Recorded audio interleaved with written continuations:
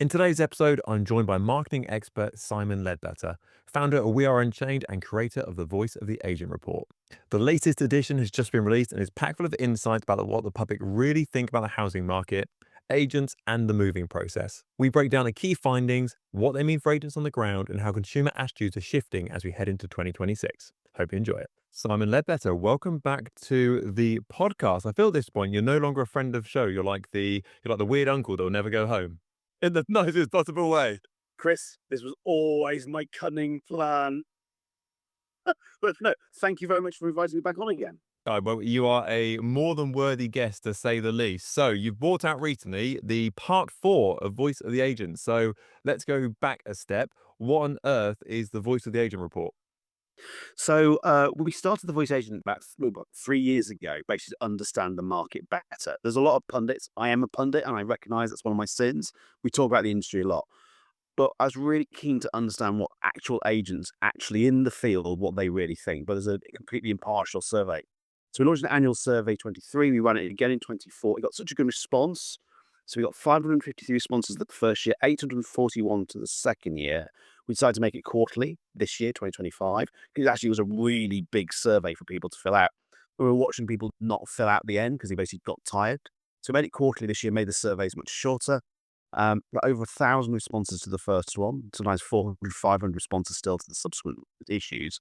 But the idea is to understand everything about what agents in the field actually think about the market, PropTech, AI, marketing, portals, sustainability, mental health, all the issues around the industry, but then have a gender neutral view of what's going on, but then give it completely free back to the industry so you can see where you sit relative to your peers.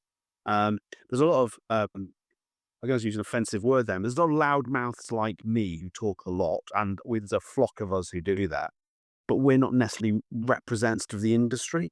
So I like the fact that behind what I tend to say about the industry, I've got the voice of the agent, which means I can say, well, actually, I think this. But what I found out is the industry thinks that, and that difference is where it gets interesting. So yeah, it was essentially for us to understand the industry better. We just decided to make it publicly available for everyone, and it always will be.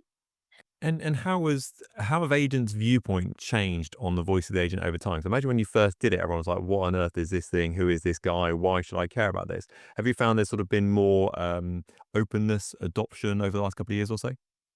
Yeah, I think two things have happened. Um, those are three things, four things about the Spanish Revolution. No, the two things, key things that have actually happened is it's become more representative. When I started it, I just left Fine& Country, and before then I'd been at Knight Frank. So when I went it out, I sort of attracted a bit more of a prime audience. So it lent towards, it was still representative, but it lent towards prime. As I've got more just involved in the industry as a whole, it became more representative. Um, like we were talking about before we started recording, actually getting an engagement from the industry, because everyone's so incredibly busy, is quite hard. And we have a cunning plan for 2026 to address that, which means we're much more likely to get an incredibly representative sample, and it won't be so onerous for people to fill in.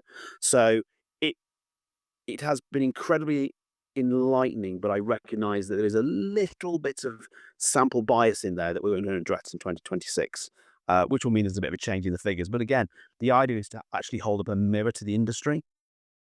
And so we can all benchmark ourselves what our peers think.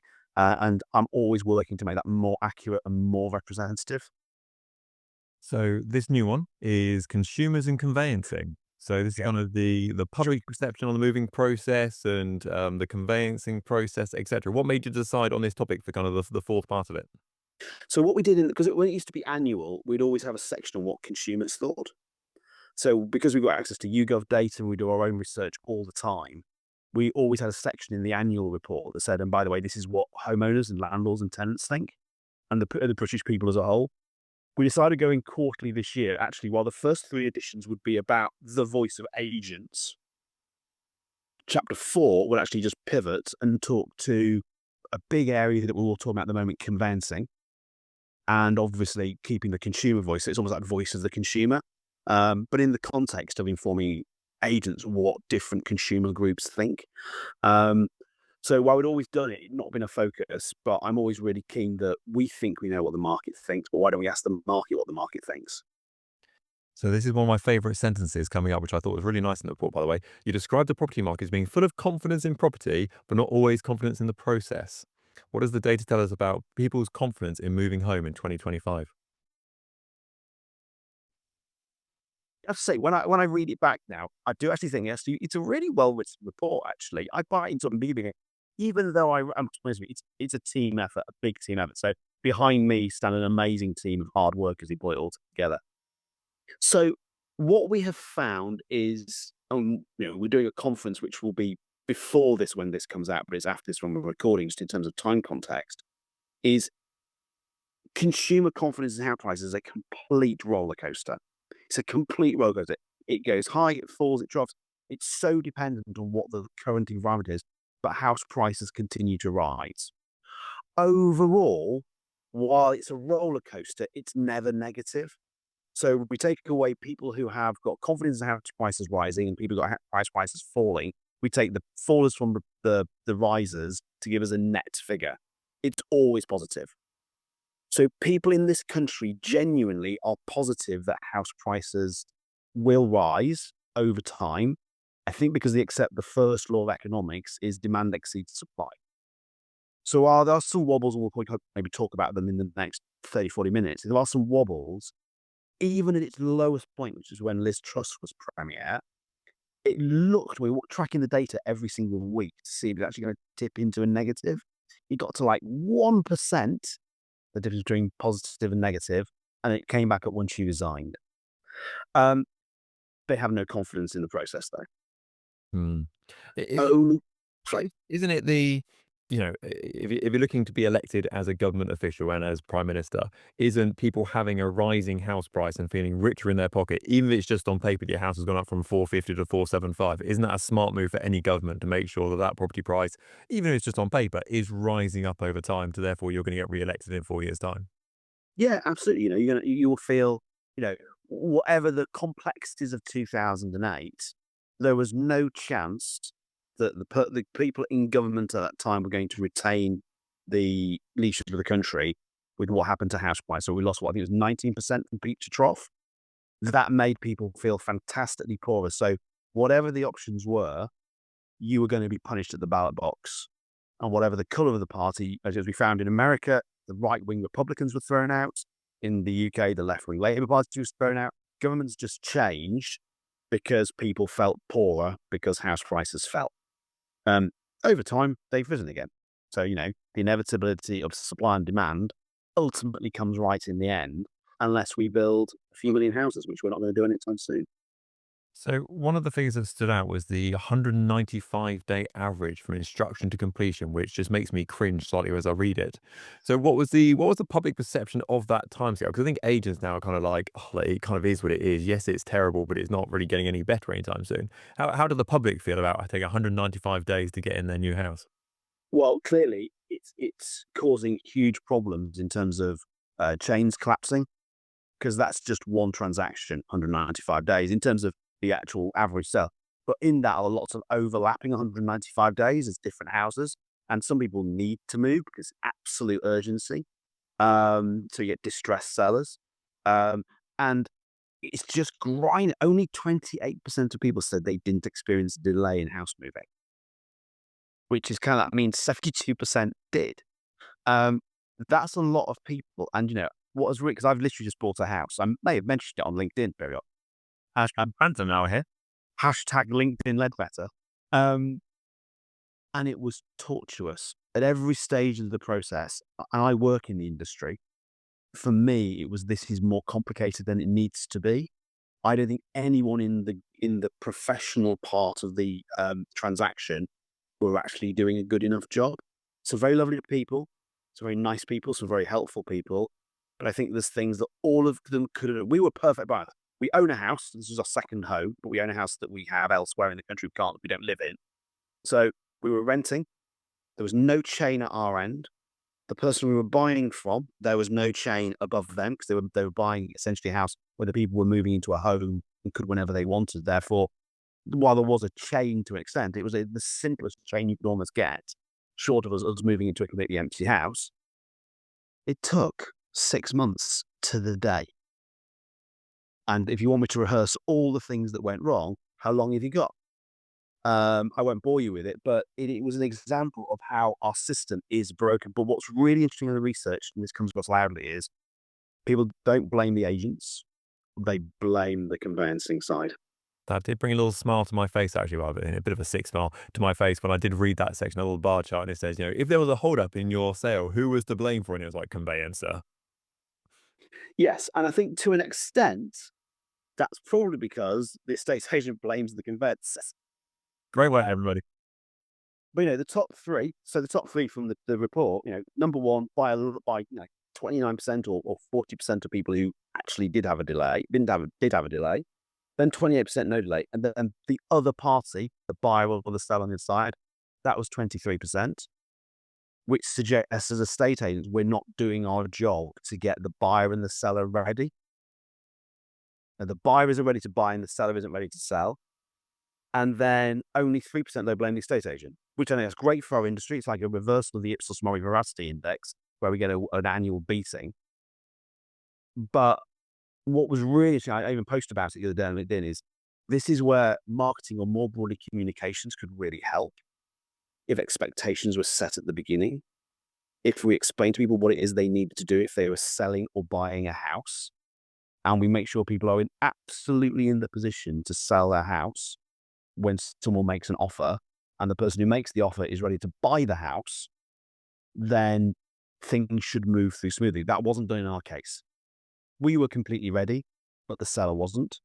And then the challenge with all the conveyancing stuff is I don't feel I should blame them, but it's often quite a thankless task. Quite a junior member of the team overall is actually doing the actual casework, and they just do it in order. So if you miss your window, bottom of the pile again. So we need to kind of align that up. And what really came across in the research is both sides are saying expectation and management and communication just needs to be better. How easy would that be to fix?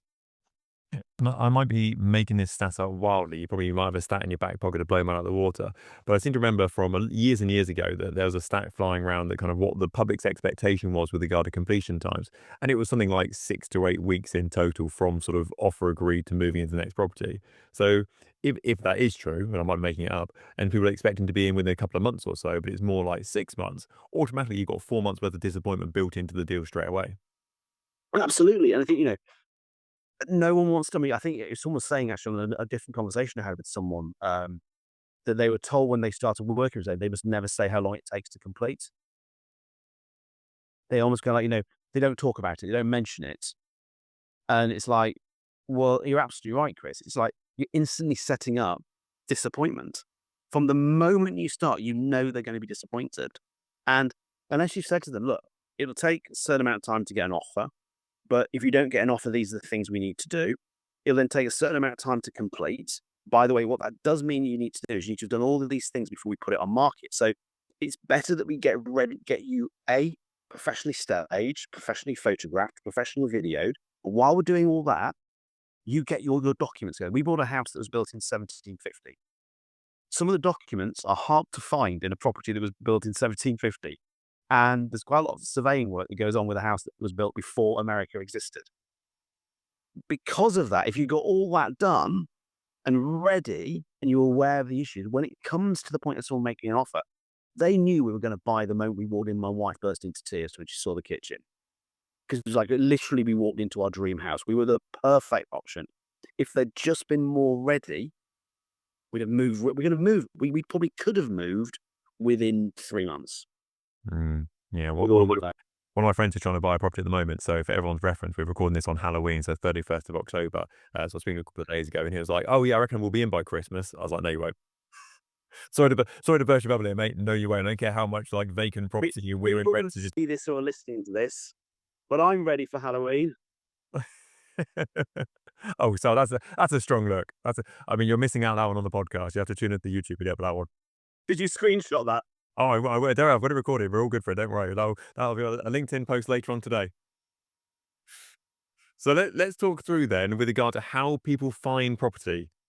So yeah, I think 1 to 2% was it offline methods only. I mean, I'd imagine they're I would guess an older part of the demographic. I would have a magic guess at. So 39% of buyers looked online alone, and about 6% used social media. What kind of came to you as sort of the vibe with regard to how things are shifting over time and sort of how consumers are looking for properties?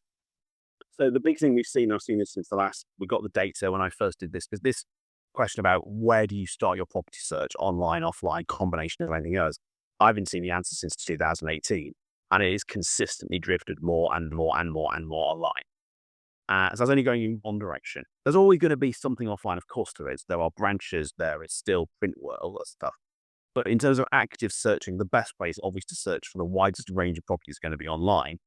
And the people who still hold that trophy are portals, which consistently come back in the other research when we survey agents is, despite some of the resentment of them, they're still the most effective way of generating leads. So love them or loathe them, they're still incredibly effective. And if they didn't exist, we'd rather wish they did. And I saw the bit of the report where it said about how much people sort of knew, liked, and trusted the different portals sort of thing. And Rightmove was absolutely like spanking it. It was like miles ahead of everyone else. And I know it's obviously the most expensive, but they appear to be absolutely cleaning up on that side. Yeah, I mean, they know who their customer is. Their customer is the public. Agents pay for the public to access their site. So they're designed entirely really to serve the public. And because of that, the public loves them, and they consistently rank incredibly highly against all brands across all sectors. Now, people like Fine and Country do incredibly well, my old stable. They can, and what's interesting about them is that's a coalition of independents. So I think if you're an independent, you can almost see the Fine and Country figure as a bit of a proxy for how independents do the job, which is interesting. Paul Foxton's is right down there. What is interesting is obviously because everyone talks about AI, and there's a lot of hype. We've been into a bit of a hype cycle over it. It's evident that people are using AI now. I found this house through this AI system. We found it on Rightmove as well, but we found it again through AI and IA assistant based on a very specific requirement that we had.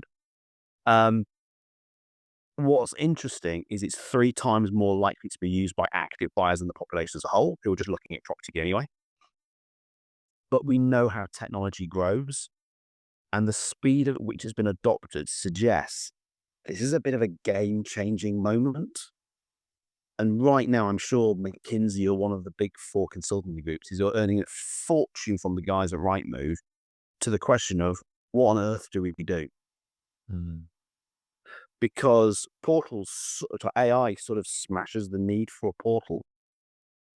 And that's kind of an interesting place. Now, Rightmove has a huge brand equity. And can it leverage that to take advantage of the AI world? Or do you just milk that cow until it's dead? Is not the move here, thinking out loud. Obviously, I know there's lots of connectors these days with regard to AI, and I know Toby Martin, obviously, who is with yourself now, is probably the expert on this. But surely the move for someone like Rightmove is just to connect up with someone like the large language models and ChatGPT, etc. And therefore, instead of searching through their platform, you search through ChatGPT, and that then drags you over to Rightmove with the results off the back of it. That's probably the larger move they're looking to make, I would guess. Yeah, I think absolutely. I mean, I think it's interesting because originally I think they were blocking ChatGPT from scraping Rightmove, so that was blocked. So ChatGPT never returned AI results from Rightmove. I think several places that I think you're absolutely right is of course they're not going to roll over. It's worth billions. It's incredibly well run. They will have the brightest minds in the industry thinking of how they deal with this. But Kodak went, Blockbuster went. Big companies do fail. I think you're right. They'll either find a way to partner with LLMs, or they'll use their resources to buy the most successful LLM play that's out there. So they'll be hovering. I mean, REA has put an investment into Jitty, which is obviously the Australian version of Rightmove. They'll be sniffing around of all the kind of the players out there who are doing interesting things in LLMs and going, which one of these do we buy and roll it into our platform and make it an LLM option? Because fundamentally, they have this massive trust and this massive brand. If you can leverage that, you are going to make a lot of money. What I would say, having come from the corporate world, is it's really interesting how big companies make decisions. I've always gone, if we did this, if we did that, if we pull that lever and did that, did this, did that, we can make it all work. And they sometimes go, we'll just sell it. And you're like, well, yeah, we can just sell it. But there is that offer on the table from REA. And it may come around again. Because I would have thought, I'm slightly biased here because I use ChatGPT 100 times a day. So yeah, I'm very biased on that side. And I see it from my point of view. And I also appreciate there's a bell curve with regard to adoption over time and etc. So, but for me, if I was looking for a house today, ChatGPT, voice chat on it. Hey, ChatGPT, I'm looking for a 3-bed house in so-and-so area. Here's my budget. Here's my criteria. What's online? Go search for me. I'll then go and do something. I'll go to the gym or whatever it may be. I'll come out of my phone and I'll be like, oh, it's found so-and-so results for me. Great. Let's have a look at those. So for me, that's kind of the obvious step forward. But I appreciate that other people might prefer just going on Rightmove and shop windows Yeah, and whatever else. it's 3%. So I think it's 3.3% of active buyers are using LLMs. It's whether or not it's going to double every year or grow faster than that. We already know from Avatar, I think they say 8% of the people looking at holidays are using LLMs to help them with their holiday itinerary. Um, our friends at YouGov found that 3.9% of people on average are using LLMs to find a product that works for them. So we're still in this single digit level. But as we saw with the rollout of, I think it was Sora, the new video tool, for the new version of the video tool from the guys at OpenAI, the rollout of that was so exponential. It's like, I think most people underestimate how fast this change is happening. Mm. Yeah, I think it's going to be waiting lists on waiting lists for some of these things coming through. Because I mean, yeah, Sora 2 came out and it was like oversubscribed in like 10 minutes and it was only available in America. It's like, okay. Yeah, and that's a big old market. It's almost like we should have stayed part of a big market, so we'd have that advantage too. Yep. So let's talk to the stamp duty side of things. So 4 out of 5 people had an opinion and supported the idea of spreading payments over time. What's the public's perception and view on the affordability and sort of the stamp duty method at the moment, should we say? I haven't met an economist or person in the property industry who thinks stamp duty is a good idea. It's a silly tax created for silly things, probably to fight a war with the French. And it just doesn't, any cliff edge tax messes with the market. So what you really need to do is create taxes that are very proportional and very incremental. So they're graduated. So they rise with time over various different stages, or you break up the payments. We're discouraging older people from moving out of their houses, and we're making it harder for younger people to buy houses. This is a silly thing to do at both ends of the market.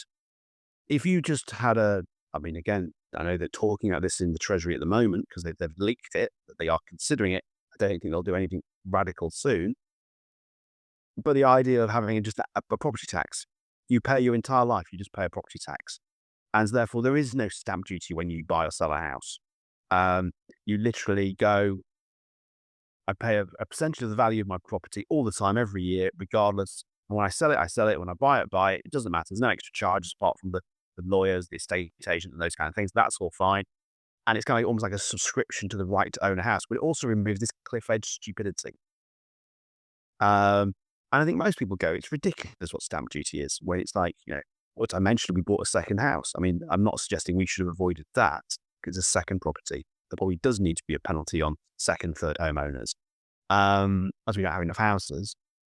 But for the first home, the only home, stamp duty is a silly thing. I'm surprised 20% didn't think it should be graduated.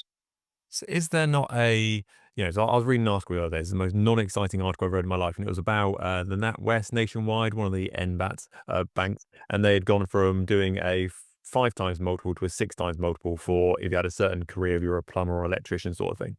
And surely with the affordability side of things increasing, so basically what's going to happen, I would imagine, as soon as you don't have the stamp duty to pay, all of those, let's say, first-time buyer properties, are they going to take that money they probably historically would have spent on stamp duty? That's going to bang into their deposit, which means that they'll be able to afford more, which then means that there'll be more money in the marketplace, and therefore people will just put their prices up. Yeah, the market will always correct. Page 1 of every economics textbook is a proper freely operating market hates profit. I mean, profit is why we do good old capitalism, the most effective economic system we've ever had. But it abhors profit. So if there's excessive profit, a lot of people are incentivized to start companies. If there's excessive profit throwing around, it'll find a way to get that profit flattened to make the market move back into equilibrium. So yeah, if money's taken out of one end and put in the other, it will get consumed in some way. Of course it will, because the prices will rise to put it. It's why the evidence they showed with all the mess that the government did throughout lockdown, the long-term trend from the start of all the intervention was the end of the intervention, is it had no impact whatsoever because the market found a way to settle out. The point is not that the tax is silly or where the money goes. It's the fact that cliff edges in any tax system are stupid Mm. because you create a arbitrary number in the market. It's decided by someone in Whitehall that has no relation to what's going on in the market, that says at this point you pay this amount, at this point you don't pay anything, and at this level you pay this amount, and it just means you are stopping the market from freely operating and finding the right price, and also you're stopping people from having that freedom to move. I mean, you get this a lot with income tax, for example. You know, everyone talks about, the £100,000 or whatever it may be, kind of the black hole of sort of money, and you pay so much more tax, and if you earn more, you pay less, sort of thing. I know there's an office of tax simplification. Surely they're not doing their job very well, because ultimately, income tax should be a steady band, stamp duty should be a steady band. It should be, if you're going to charge a tax, as you correctly said, there shouldn't be these cliff edges there. It should just be, it's 2% of your property value, and that's it. And whether you own a £1 million house or you've a one-bedroom flat at 100 grand, it's still that fixed percentage across the time. I have posts about this. I am a bit more of a radical. I'm more of because I actually have read The Wealth of Nations by Adam Smith. So I am actually quite a pure capitalist in the sense that I believe in moral hazard. I believe in own and managed companies. I believe in proper competition and free markets. But I agree with what Adam Smith said, is you shouldn't tax income. You should tax wealth and luxuries, because that makes them more productive, and consumption. So, I mean, to an extent, a lot of things should be exempt, but idle wealth should be taxed, because then you're more likely to use it productively. And consumption outside the essentials should be taxed, because then you would essentially take excessive consumption, you put it back into, the government needs to be paid for. We need defense. We need a welfare system. We need a health service. We need education. We need roads. These things need to be paid for. But the one tax that Adam Smith, and so many people claim to know what capitalism is, the one tax he said was the stupidest tax at all was income. It was supposed to be temporary in 18, whenever it was. Yeah, these governments get addicted to tax, and then it all comes from there. But it's all complete nonsense. You walk around houses and you see bricked up windows because some idiot created a concept called windows tax, because the number of windows you had said how much wealth you were. All taxes are completely arbitrary, and they're decided by government. We could say the very concept of an income tax is ridiculous because it's a tax on work. We shouldn't tax work. We should tax idle wealth, consumption, and on top of idle wealth would probably be your principal property should be taxed, or your property asset should be taxed, because you're sitting there on something that's appreciating. You haven't earned the money, it's just making money. And that should be taxed to pay for other things. And, I did a calculation for it for a budget last year. And basically, most people in the country would pay less tax under that system. If you happen to be in the 1%, and because you're taxing immobile wealth, you're not taxing the fact that you can take everything offshore, because I can't lift this house up and put it in Bermuda. As much as I'd like to, I literally can't take this house down brick by brick and put it in Bermuda. If they tax me on the value of this house, I've got to pay it or I've got to sell it. That makes the market more effective. So you heard it here first, everybody. Simon Leadbetter for Prime Minister. God no. I think I've said this too often, and people would think I do have it, but I've got way too many status in my... Scandal after scandal. So let's talk about brand awareness and public perceptions. There's a really good bit, and I thought it was actually quite entertaining, with regard to the purple bricks having a 73% recognition, but only having 2.7% of actual instructions, whereas open rent, no one's ever heard of, but have got a quarter of all lets. So what's the difference between sort of the fame and function with regard to the agency branding side?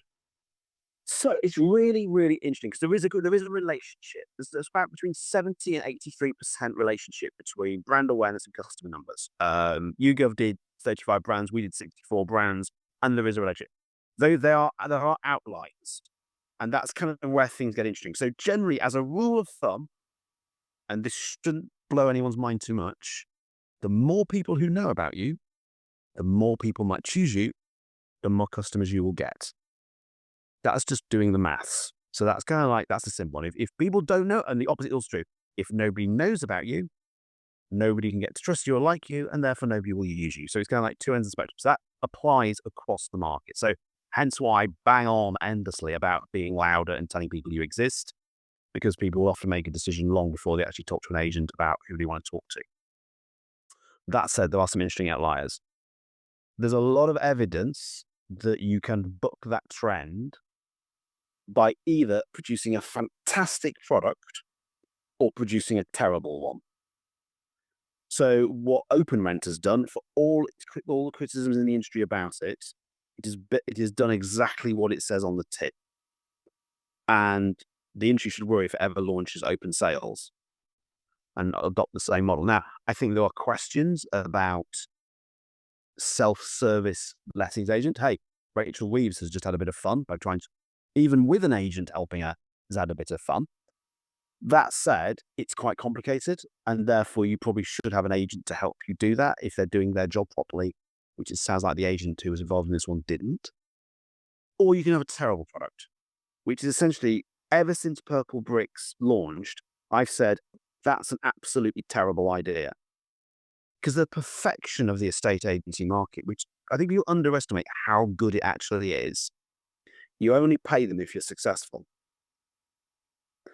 What Purple Bricks did is it de-risked it for the company and the shareholders and put all the risk on the homeowner.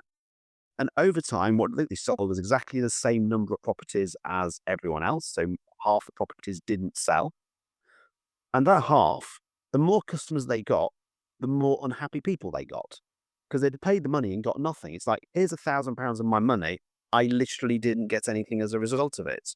Once you've got hundreds of thousands of customers going, I've paid millions to this company's getting nothing, the negative recommendation and bad word that goes around will be epic. So the outliers are there in terms of, and Seth Godin says this, rule one in marketing, build a fantastic bloody product. Be the best estate agent with the best possible service. You do all the really good staging, photography, videos.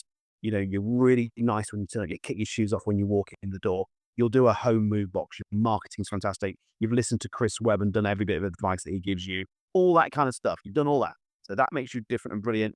You do brand awareness work, you'll make so much money. You don't do any of that stuff and you've got a brand awareness work, then people start to hear what brand awareness really is reputation. If your reputation is for being rubbish, it's not going to help you win customers. The interesting outlier, I don't think I went to the point, is EXP is an interesting outlier as well. Because they buck the model too. They've got more market share than they should have based on their brand awareness. Now, Adam Day will naturally go, I'm amazing, I don't need marketing. I would go, imagine how big you would be if you did. You know, you've done this much without doing proper marketing. Imagine how much money you'd make for all those agents. Because what? Only a percentage of the agencies will succeed. Most of them will be average, and the average age of the average salary of a self-employed agent is less than the average salary of an employed agent. So that's the actual proof of the model, is you will, on average, earn less. Your chance of earning over £100,000 is doubled, but your average chance of average salary is less. So that's kind of how the model works. A lot of people won't succeed without the support of a company or an employer and stuff. If they invested in brand marketing, spoke to an expert about it, and really doubled down on it, all the average agents they've got would become much richer. The excellent ones would blow it out the park. So I look at the data and conclude you'd be insane not to invest in brand marketing, whereas I think people within that company go, we don't need brand marketing. It's the wrong conclusion to draw, because I've modeled how much market share they would be if they did marketing, and it gets a bit silly. So, you know, this is why the data is so important. This is why I did the voice of the agent. There's so many opinions out there, and they're all uninformed. Whereas if you get data behind it, then you get a much better analysis of how you should behave as a business. So if I was, let's roll with this, shall we? So let's say I'm Adam Day. I'm Hitchin's number one famous most resident. I came to you and I'm like, yeah, we haven't spent much money on marketing, as in a brand recently. What's the 3-step program you put Adam and EXP through to gain some traction outside of kind of the smaller voices within the business? So I'm going to go for my traditional 4-step process. I'm going to steal an extra step because I have a 4-step Brilliant. Love it. process. Is it doesn't cost that much. Actually, it's not a huge sum of money they need to invest. But as the largest estate agency brand in the United Kingdom, I would absolutely double down on the PR. I would make the EXP name the authority in the industry of the whole of market. I would massively increase email. Email is the most effective way of converting people into customers. I don't know if they've got a newsletter nationally that they produce, but they could potentially have the independent property newsletter across the industry. I would really double down on social media massively. And that's not just, and this is the brand side. This isn't what the agents are doing, and they're all doing a very good job as individual agents. But from a brand national perspective, big PR, big email, big social. And while direct mail falls mainly into the hands of the agents, I would really, really insist that most of the agents do even more direct mail, because there's a massive correlation between the amount of direct mail you do and the amount of business you win. I think doing all that, I know what the numbers would be. Adam's Days is going to have to pay me a fortune to tell him what the numbers would be. But you'd be mad not to. Genuinely mad not to actually invest in brand marketing when you've achieved that much. But it's not the EXP model. Okay, so So when Adam Day phones you the day after this goes out, you can chuck me 20 quid. Right, so let's talk about from an agent's point of view. So let's talk about the total sort of content. You mentioned kind of social media and sort of agents on the ground and kind of what works and what doesn't work. So if I was an agent on the ground today, what's the medium I should be leaning into? You mentioned obviously short form content scored the highest, I think, from the report, and text was considerably lower. What should agents be learning from that? What should they be focusing on? video. Video. It's video, a bit more video, then maybe a bit more video. Once you know that video, do a bit more video. Um, there's 89% of traffic consumed on social media now is video, something like that. The two things you actually want to be doing is video of you doing property, video of you in place, talking about either a specific property or talking about a specific place. We all are associated with, we love properties, we love place. So you talk about that. Um, Absolutely any piece of content that you create, don't just do it for social or just do it on a video. Take that content, get it transcribed, turn it into a blog post. Technology allows you to do this really quickly. Take that transcription, turn it into an audio, share it as an audio on Spotify and Apple Podcasts. Take one piece of content and use it in 15 different ways. And the other thing is repeat. You might say, I've done that video once, that's it, I'm done. And you're like, do it 7 times a year, share it 7 times a year. So once you create a piece of content, repurpose it for multiple things. And remember, people and place. Always think people and place. And that's what we're talking about is people, the property in place. Sorry, property in place. Property in place, you're the person, the P of the P. Property in place. Talk about properties, talk about place. You're the property expert, so talk about yourself in the context of those two things. But most of all, talk about the third, the property and the place. They're the rock stars. And talk about them consistently. In any piece of content you do, recycle, repurpose, and then rinse and repeat. I would say most businesses are sitting on a mountain of content, as Daniel Priestley would have put it. But they post it once and they think they're done. Did this And I did the same exercise a while ago. I say a while ago, about a year ago now. And I think I wrote down 100 things to talk about on social media. And then across the other axis, I wrote down, a blog post, a video, a photo caption, a carousel, a so-and-so. And obviously, once you times that 100 by 6 different columns, you're like, I've got 600 pieces of content. That's like 2 years worth, like just from a line of things. that's exactly the way you need to think about it. I used to do a thing with guys at one age. Is what are the 12 most common questions that your customers have? Now come up with 2 answers. That's 24 pieces of content. Okay, now take those questions and answers and reverse it. So start with the answer leading to the question. That's 48 pieces of content. If you did one a week and took 4 weeks for a holiday over the course of a year, you've got a year's worth of content. Now, you and I know you should do a lot more than that. But if you're not doing anything, start with the 12 most frequently asked questions and just start there. So let's talk about the influence of people. So one thing I found quite entertaining, I think you'll probably have some views on this. You found that a third of all buyers and sellers and over 40% of the public said no form of brand communication had influenced the purchase decision. Now, is that a true stat? Because I would look at that and I'd go, yeah, I've not been influenced. Even though I've seen 15 blue things today and my favorite color is blue and my logo's blue, doesn't mean I've been influenced. Or is it people actually not being influenced by it? Or is it them kind of, where's it sit there? So what I've historically done is I've actually removed the don't know, no impact and done it as a percentage of those. Classic you hear on 9 out of 10 cat owners have expressed a preference, so they're cat preferred. You remove the people who don't say and say, I don't know, and that gives you a figure. This time you decide to actually show the results. Because yes, I think it's a really good point is people will claim that they're not influenced, but they absolutely are. And it's to the same degree that everyone else influenced. It's just they're not being honest with themselves. And I think, I need to make a decision for the next year's report is do we go back to what we did in 24, 23 and we just remove them? But this year we decided to be very honest with the stats, say this is what the raw stats say. But no, you're absolutely right, Chris, is we're all influenced by it. The great scene in Devil Wears Prada, where the young lady who basically he's gone as the intern basically dismisses what the industry does in the fashion industry. And what's her name? It's going to go from my head. The older actress who plays the actual Glenn Powell? No, Glenn, what's her name? not Glenn Close. It's not Glenn Close. It's the other one. Oh, Like but yes, it's her. I know we're both thinking of the same person. It's going to come to me at some point. But she makes the point of the journey from a catwalk to the high street and how, yeah, if you think you're not influenced by marketing, you don't understand how powerful marketing is. Every decision you make pretty much these days have been influenced by someone in an office somewhere, nudge you in the direction they want you to go. The conflict in marketing is everyone's trying to nudge you in their direction. So you think you've got free will, but actually you are very much, and they demonstrate it in scientific study after scientific study. We're herd animals, we're confirmation bias monkeys. We basically go where we think we want to go, and it's very easy to manipulate people.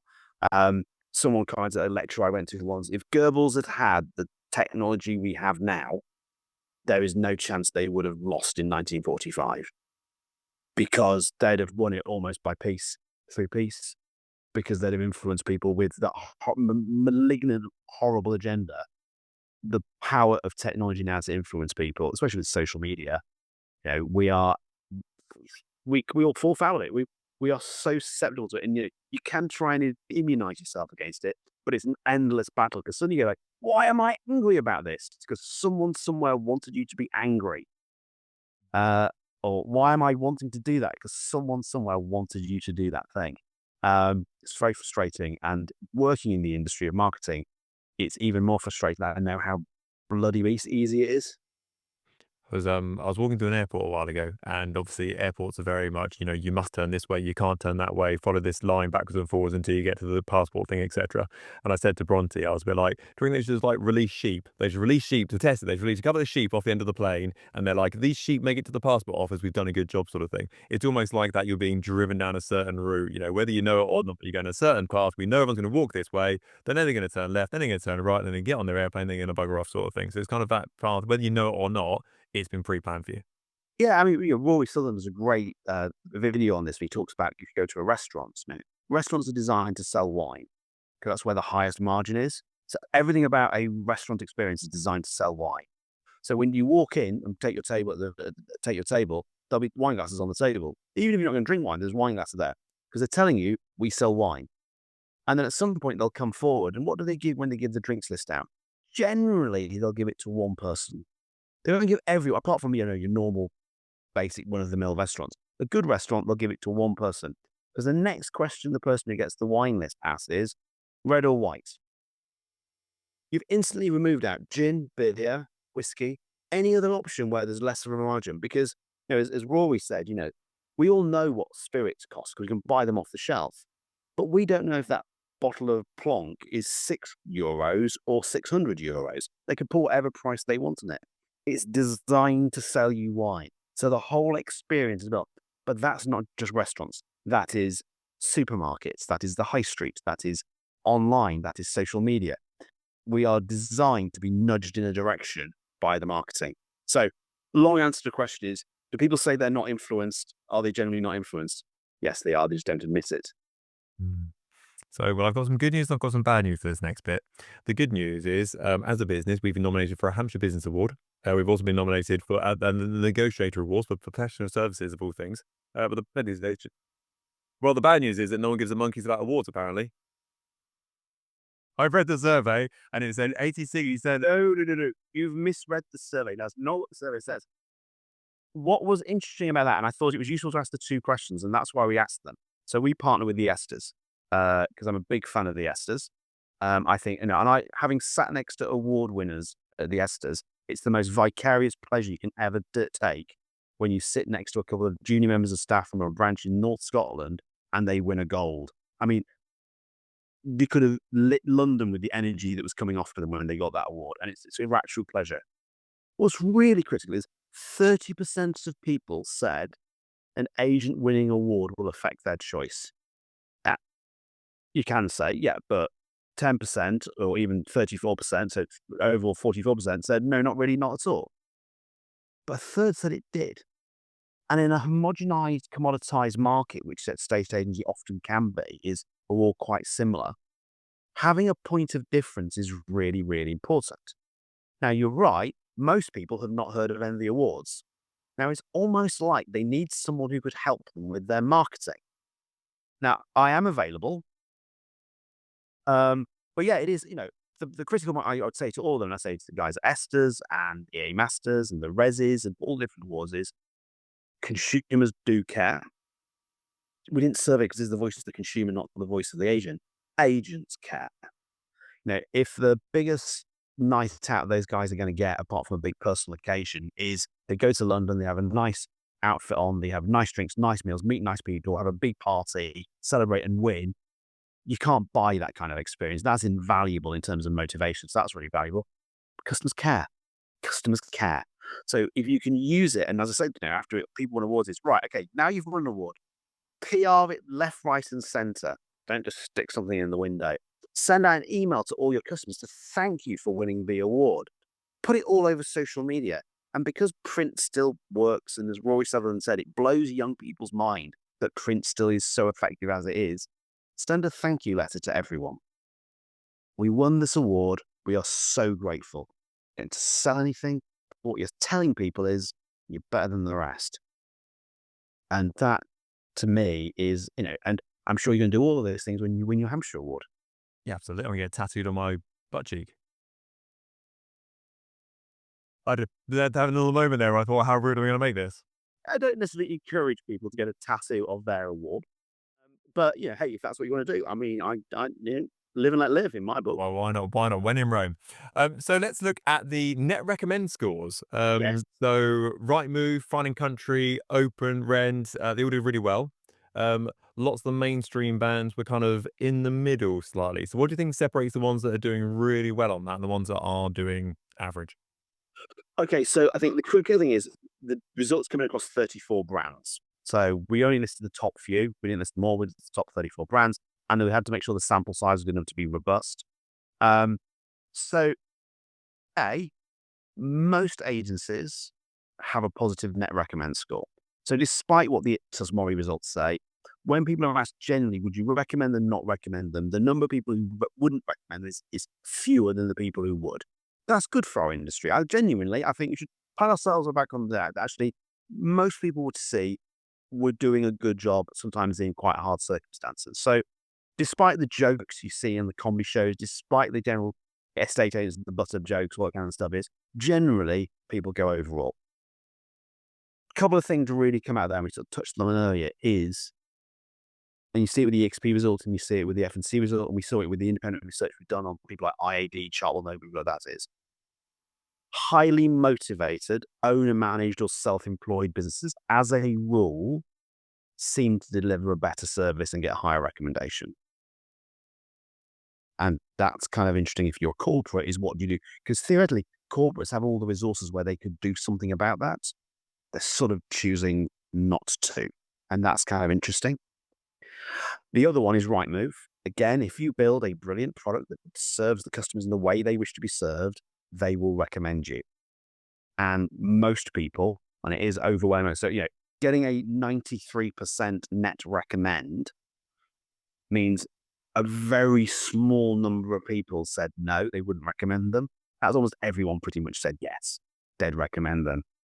Fine & Country's 87%, Structon Park at 80%, Knight & Frank 71%. Foxtons is the only one of the ones we actually covered who got a negative -10%. But they don't want to be for everybody. And your net recommend score depends on where you want to play in the market. The real data that sits behind it is who recommends and who doesn't recommend. Because you may decide is we don't want to be for everybody. That's also fine. But I think, Knight & Frank isn't for everybody. It's a very high-end brand. Fine & Country isn't for everybody. But in both those cases, the British population, more people would recommend them than not recommend them. And Structon Park is in there as well, sorry. That's kind of a nice place to play. Deliver a fantastic service or create a great product, and recommendation will sort of take care of itself. The opposite is also true. I've got one final question. You've been very generous with your time today, to say the least. If there was one key takeaway for agents to take away from this report that meant them to understand their clients better, what do you reckon it would be? Can I be really self-serving? Yeah, of course. Read the report. I've had- There's 53,000 people in our industry who are generally kind of estate letting agents, auctioneers. 5,000 of them download the report every year, every time. That means 48,000 don't. And that's kind of missing a trick, because it's literally sitting there to be read. And if you've got your numbers, you can go, we do this, the market does that.